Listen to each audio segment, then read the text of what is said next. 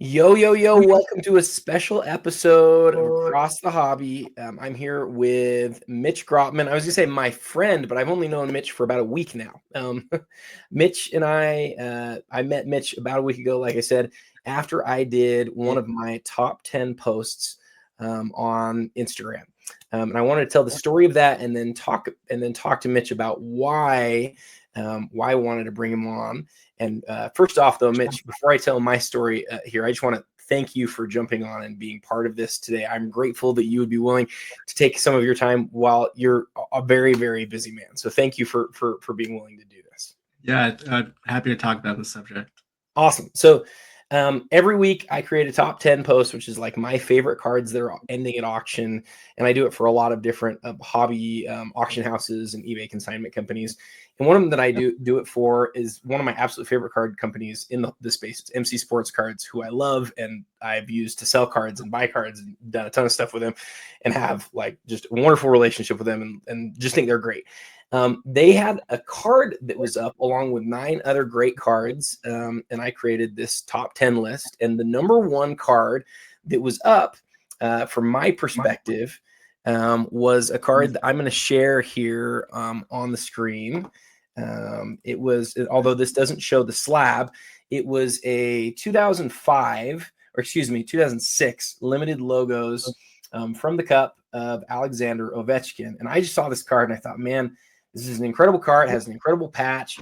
And the other thing about it is I'd seen it at least a couple times before. I believe, and Mitchell, I think, correct me if I'm wrong here, I believe it sold previously on Fanatics Collect, and then it sold again on MC Sports Cards. And again, just an unbelievable patch that's on this card, his second-year card. On the back of the card, it says that it's game used. It's numbered to 50. It's in a PSA holder, although we've cropped it out here. I believe it's a PSA 8. Is that right, Mitch? I don't know the grade, honestly. That's right. PSA something. But anyway, I saw it and I was like, this is awesome. This is one of my favorite cards of the week. And I put it into the top 10. And that day happened to be headed to California with my family for a family vacation. And so I just didn't think very much of it. But when I logged in later, I had a couple of messages. And one of them, the messages was from Mitch. And it said, hey, just so you know, I believe that this patch is not original to the card or something. I'm paraphrasing here totally, but I said something like, Mitch said something like, it's not original to the card. It's actually from a knockoff or from another jersey, from like from some replica jersey or something. And so I immediately, after I looked at Mitch's profile and got to know him just a teeny bit, I was like, this guy's probably knows what he's talking about, probably has some good perspective here, probably not just a crazy poster. And then the other thing is I saw a couple of other guys that sort of followed you say, hey, this is fake. So they sort of took your word for it and they said, this is, I don't believe this is real. And so what I wanted to do today was ask Mitch a little bit about how he came to this opinion that the patch is not original to the card. I want him to walk us through what he's had to do to sort of gain that expertise and then let you guys determine what you think, because again, it's in a PSA holder. It's been sold. You can do what you want with it, but I want Mitch to use his expertise today to teach me and to teach all of us on how to do that. So with that said, Mitch, when did you first start looking at this type of thing? And what's your background with this particular card? So I've been looking at fake hockey card patches probably for 16 or 17 years. I've so far I've created like kind of a database of known fake patches. For the most part, I only post ones where I have the before and the after photo. However, this one in particular, I felt comfortable posting even without the before photo. There are a few exceptions where I'll do that. So there are many cards that I've not posted that I suspect are probably fake, but I'm not 100% sure. But this one, I do believe I'm 100% sure is fake. That's why I felt comfortable posting it. And from the second it got posted originally, when it first came to MC Sports Cards, I don't know how long ago that was, maybe a year and a half ago or something like that. Immediately I got a bunch. At this point, because I run the fake patch Instagram page, everyone comes to me when they ask, like, "Hey, does this patch, look good to you?" And usually, I'll just say like, I have no proof or evidence that this is fake, even if usually it's just because it's a sick patch. But this one, at first, I just thought it looked a little too good, but I wouldn't tell people, "Hey, I know this is fake." So that's why I never posted anything until recently, when I did like a real serious deep dive onto this card. Awesome. So let me break down a couple things here real quick with you. You mentioned something that I think is important for people to understand why. You said usually you don't post something unless you have a before image.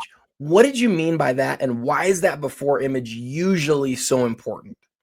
Yeah, so the before image will be a photo of the card before the patch was changed. Um, Thankfully, most cards these days with patches are serial numbered, so it's very easy to match up the same card to a before and an after. There are some older sets that don't have serial numbers on the front, and in those cases, there's no possible way to know what it looked like before. So I think what you're saying is if you have a serial number of a card and you look at that previous image and it has one patch, typically a weaker patch, and then later it shows up with a patch that's, something like this, something that's really incredible, you can sort of say, hey, that was switched. Somebody actually pulled the patch straight out of the card and they put another patch in it, and they did it in a way so that was not detectable by the grading company, because again, this card is graded like many of them are. I think one other thing that's worth noting here, and I think this is uncommon, but we do see it from time to time, where there's multiple cards that have the same serial number. And what's great in those situations, I think, and you can correct me if I'm wrong, but I've got some experience with this too, then you can sort of line up the autographs against each other. If the autographs don't line up, if they're not the same autograph, and again, this is rare because it's rare that you have identical serial numbers on different cards. But if the autograph also doesn't line up, there's actually a chance that there's two totally different cards. But I would argue that that's pretty rare. Would you agree with that? Yeah, I've seen cards with the same serial number, but never on a patch card in hockey. Okay.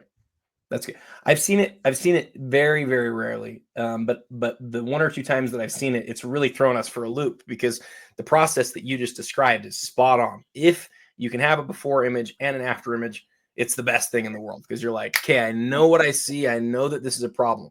But in this case, like you said, you didn't have a before image. So you had to go through another process. Can you describe what that process was? Yeah, so this card is from Alex Ovechkin's second season, or the patch originally might not necessarily have been from his second season, but it came out just after the second season ended. So it was either from his rookie year or his second year. And luckily, both of those years, they exclusively used the Reebok jersey. So this one here, this is called the Screaming Eagle. So back in the day, I mean, they've actually brought it back in a retro, but this big eagle on the front crest with the stars on the wings in the big eagle head, that's called the Screaming Eagle version of the Washington Capitals jersey. So this right here is a Heritage Auctions. I don't remember if I sent you the first. There's one from a rookie year and one from a second year that look very similar. The dimensions on the patch, and this is kind of important, from the rookie year to the second year are actually slightly different. However, the stitching pattern is the same. So as long as any game used jersey from the Screaming Eagle is going to have that same stitching pattern, even if the dimensions are a little bit different. Now, some people who are very familiar with Capitals jerseys might remember that the home jerseys, which are black with the Capitol building on it, they had shoulder patches, also with a Screaming Eagle on it, but they're much smaller. So it can't possibly be from the shoulder patch. So I think you'll, if you use the one I sent you before that's already zoomed in, it'll probably be a little bit clearer. Yeah, so here you can see, and this is the easiest tell is that the stitching inside of the head is a flat white mesh. It's not stitched like in the card, where they have like little black dots from inconsistencies within the stitching. And then you'll also notice that the stitching itself is much tighter. So if you look at the outline of the white around the eye, that thick stitching is almost like a silver. It's pretty shiny. And if you look at the fake one, it's pretty dull. And you can see the inconsistencies in the stitching because this is clearly from a cheap, like Chinese knockoff jersey. Okay, let me stop you real quick because remember you're an expert on this, and I'm not an expert on this at all. And my guess is most people who are watching this probably have no idea. So and I know that it would be nicer if we sort of had them lined up. It's my bad that we don't. I should have done that before we started this. But you talk about like the thick outer part. Are you talking about this part right here that I'm going around with my cursor? Yeah, exactly. So this is like super thick white, and it's just above the eye right here. Are you saying that you can tell by looking at that's different than, I guess it's not on, it's below. Oh, it's around the mouth. Yeah. So if you look at the stitching around the mouth, look how thin that line is. And then if you go to the gamer, yeah, look how much thicker. So are you saying then? It's not even close. Okay, I got that. Probably so twice as thick. You're saying, and I see it now, this line right here is not as thick as this line right here. And you're also saying that this line right here, again, is from this jersey. And this is, something that Heritage sold. And this is consistent with other jerseys that were made during his first 2 seasons in the league. And so what you're saying is, look, I've looked at all these jerseys that he wore during his first 2 seasons in the league. They're all from Reebok. They all have this. This is what they look like. This is what the stitching looks like on this particular patch. And now I guess what you would say then is how can these be the game jerseys that he wore, but this patch that was on the card looks different. And then you've also sort of said, hey, there's another eagle head, and you call it Screaming Eagle, I think, head, and it might be on the shoulders or whatever, but the dimensions don't line up with what's on the card. I don't buy that there's any way that this could have come from one of those game jerseys. I just don't see any way that that's possible. Is that sort of the gist of it? Yeah, pretty much. We know that there have been instances where Upper Deck has bought memorabilia that was not authentic. However, typically, at least in my, like from what I've seen before, usually it'll be an authentic jersey with a fake patch stitched on after the fact. I've never seen them actually buy a Chinese knockoff jersey, and I can't imagine that an Alex Ovechkin second-year jersey could have possibly like if you had this whole jersey, it would be very obvious how cheaply made it was. So I really don't consider that to be a possibility, especially because we can see other copies of this card from other parts of the jersey that are consistent with game use jerseys. Gotcha. So is there any chance that this could have come from, like, I don't know, like the hockey pants, or is there any other place that it could have come from that would not be, like you've called it, like a Chinese knockoff jersey? Yeah. How are we? I guess what I would say then is, how did you sort of arrive at that? It's and not that I doubt you, by the way. I just trying to ask the questions that other people would ask here. How would you say, like, I'm sure that it was from a Chinese knockoff jersey, and here's why? Yeah. Well, for one, at that time, Upper Deck did not put any pants or anything other than jerseys into, especially cup cards. It was all game used jerseys. So knowing that process, and they did use multiple jerseys for the same cards. However, that doesn't, to me, give an avenue where it could possibly be from a fake jersey. Yeah. So knowing that they only use game used jerseys, and knowing that this couldn't possibly be from a game used jersey, I don't see any scenario where it could possibly be a legit patch. And because I've asked other people, like, can you even think of anything where it could possibly be? And I haven't had anything. I've had people say like I shouldn't have posted it because I don't have the before photo. But I said I've even put this out there. If you can show me where he might have worn something like this, I'll give you $100 and I'll delete my fake patch page. But you're that sure at this point. There's no way that this could have come from something that's legit, or there's no way that it could have come from Upper Deck, or I guess you said like it's super unlikely that Upper Deck would have bought this fake thing. I may have missed it though. Is there a way?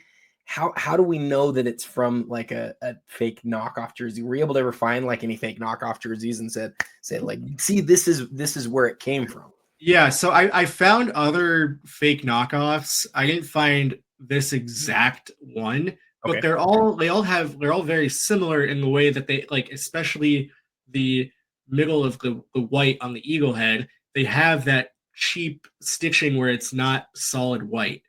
So to me, that's a very clear tell.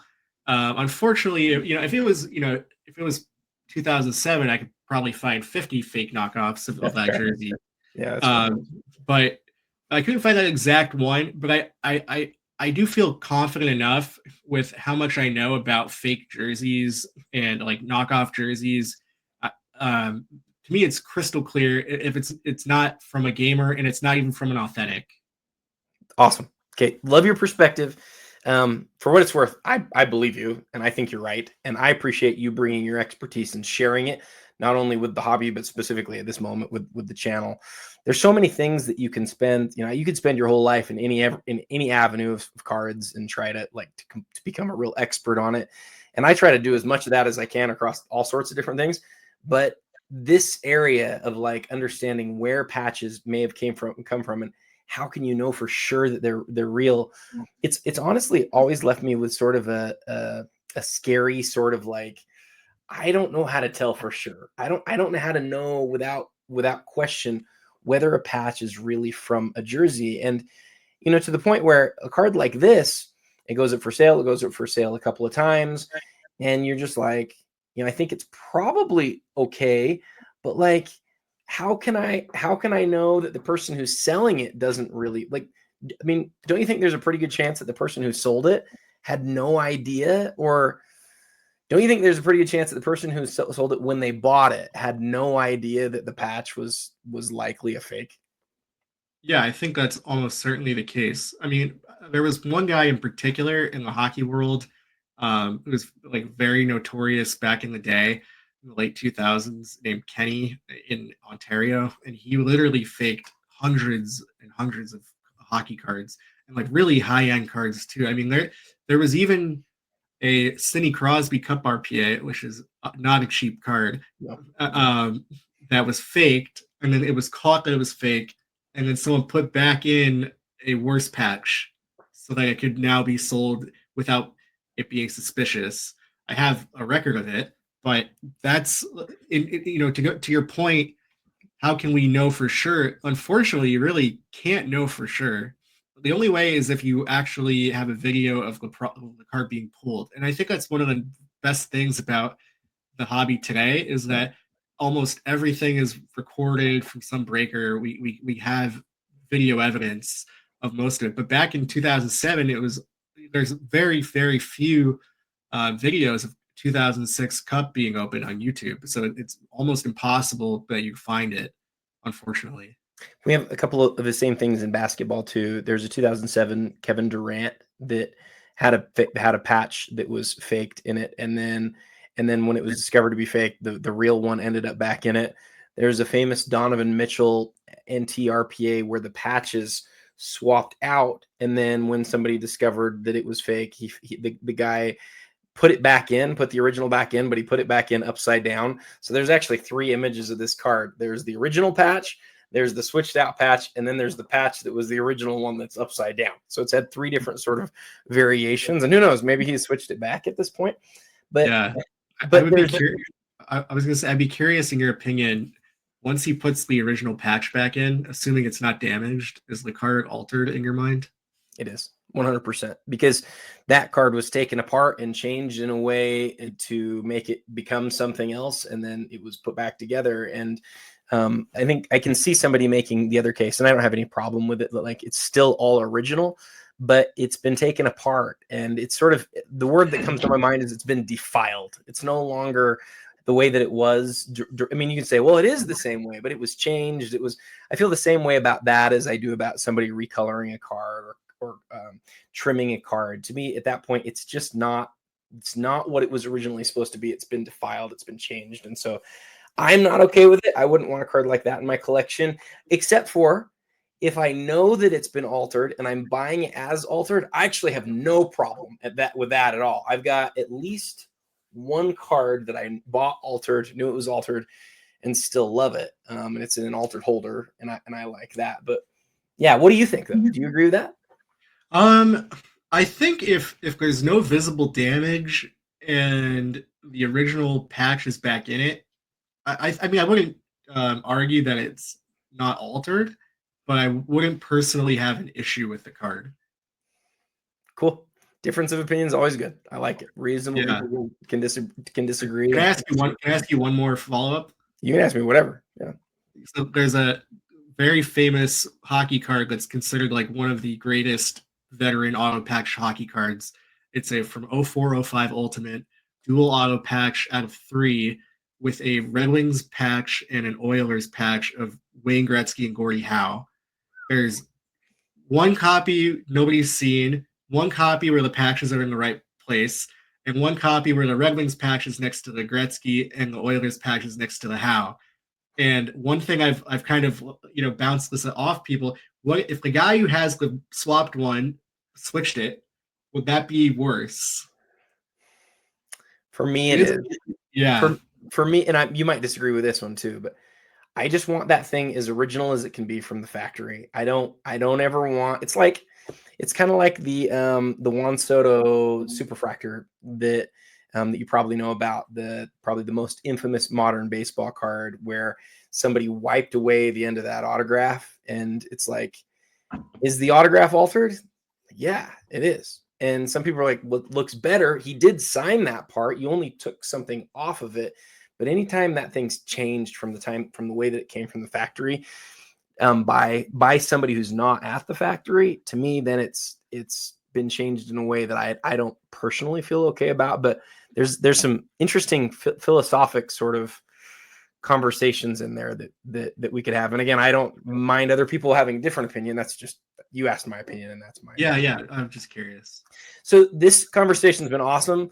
I love your perspective and love learning about it. I had about a million more questions, but we're about out of time. I appreciate everything that you had to say here today. Is there anything that you want to plug, or is there anything else that you want to talk about or mention with regard to this card or anything else? I would just want to say that just because a patch is like really sick, it does not mean that it's fake. There's always good reason to have skepticism, and I encourage anyone who is skeptical of a patch to do research. I think one avenue that people don't usually explore is what I did here. You can actually look at what game used jerseys look like, because typically, if you're faking a patch, you're going to use a fake jersey. You're not going to buy like some $250 authentic jersey, or let alone a game used jersey to do your patch swap, because most people can't tell the difference. But if you actually look at the stitching, you can draw your own conclusion and decide if you're comfortable with the card or not. Unfortunately, there's no real way to know 100% that your patches are legit. And the only other thing I'll say is that grading companies do not authenticate patches. So just because it's in a holder does not mean anything about the patch. Yep. Actually, one or two more quick rapid fire ones. Do you have an opinion? This may not be rapid fire, so forgive me. Do you have an opinion on what the hobby should do when somebody buys a card believing that it's totally legit, like probably happened here, and then it's discovered that it's believed to be no longer totally authentic? What is that person's responsibility at that point, and what do you think should happen at that point? I think that unfortunately, unless you can pin it to the person that actually faked the patch, then you're just stuck with the bag. And it's just an unfortunate It just sucks. Yeah, it just sucks. Like every time I've like had to tell someone that they have like I've had people literally quit the hobby because I told them they had a card with a fake patch, and it sucks. But I think it's still not like that's not worse than not saying anything and just letting the cards go rampant while they're not legitimate. Would you also agree that the majority, this is a tough one, the majority of patch switching that we've seen in the hobby happened between 2007 and 2010? And would you agree with that? Let me ask you that first. 100%. Yeah. Okay. I mean, we see way less of it today, especially because most of the selling is online. There's way more photos and videos of cards being pulled. It's way harder to do it today. Um, but yeah, 100%. Yeah, I think it was a lot easier back then for people to do the things that they did because what we talked about with the before and after photos. And my experiences in basketball, a lot of it happened with like '07 Exquisite, 2007 Exquisite, really through like 2009 National Treasures. The Kevin Durant Exquisite RPA is probably the most faked patch in basketball. And then the Steph Curry 2009 NT, there's at least a handful that people are really super suspicious of. Is there a Yeah. card in hockey that's like that card? Man, that card's tons of those are fake. Yeah. So in the same time period, 07-08 season, they had a duel. The two top players were Patrick Kane and Jonathan Taves from the Cup that year. And the Blackhawks, I don't know if you, I don't know. I'm sorry, I have no idea how much you know about hockey, but the Blackhawks logo is really complex and makes amazing patches because they have all the feathers from the Indian head. So there's just tons of crazy patches from Jonathan Taves and Patrick Kane from that year. And I believe there's like 6 or 7 known fakes of that, either of those cards. Um, and I mean, yeah, those by far, and other Blackhawks patches in general are the most faked, even like till today. Blackhawks patches are just because they're the most colorful in hockey, they're always going to be the most faked. Do you feel like what percentage do you think came from this guy that you referred to earlier, this Kenny guy? Do you have any idea on that? Among like all fake patches in hockey. Yeah. Mm, oh man, I really have no. I would say at least half. Whoa, holy Yeah, cow. That's a which lot. because he really, I mean, it was hundreds and hundreds of cards that he faked, and I don't know if the number of fake patches. Maybe I'm naive. I don't think it's in the thousands. Mm. Maybe it is, but I don't know. It's just it's amazing. It's ironic and it's amazing like the irreparable damage that these guys did because and I know that like again there were definitely people who were doing it in basketball and my guess is that a lot of them were the same people, right? Because these guys were taking cards that I bought a 2007 Kevin Durant limited logos for I think it was $700, and and it had an amazing patch on it. But at that point, the difference between a Kevin Durant exquisite limited logos from his rookie year was a great patch to a poor patch was like $500 to like $800. And so these guys were taking the $500, they were switching it out, and these cards were becoming $800. They probably felt like they were geniuses. The great irony is that Kevin Durant card at its highest was probably a $50,000 to $60,000 card, and that was and the patch was important, but really a poor patch was worth a lot. These guys, when they were making these decisions back then, honestly now 15, 18 years ago, they didn't have any idea the values that would be placed on these cards and how much money they could have made had they just kept a lot of the cards that that they've defiled now. It's super interesting. Yeah, 100%. I mean, even an Ovechkin limited logos could be had for $150 back in the day.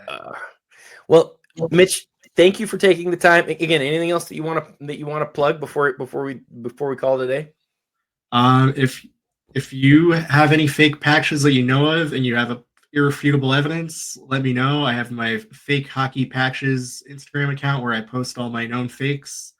Um, and yeah, I just try my best to do a service to the hobby as it pertains to fake patches. I think it's important. I think it's something people should be aware about.